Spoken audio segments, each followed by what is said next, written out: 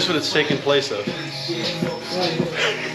We better hope this thing tears apart a car if somebody rear ends us. Oh jeez, the rear support? The rear crash bar's got to get fucked. We really doing? Yeah, so... You have to take that out? Oh yeah, this whole thing. You know, I'm not gonna lie, now that I see it in person, I thought this would, like, this whole thing would be, it's a bigger thing. I never actually got to look behind a chute now in person. So it's kind of unique to see how small it really is.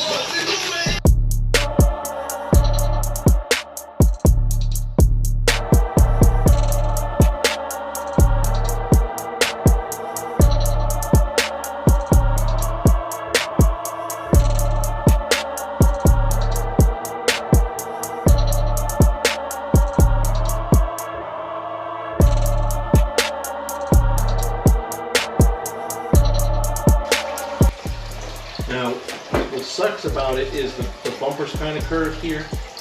So what I may have to do, because once the bumper's in place, this will shift over this way a touch, obviously. So I can't really mark the circle here.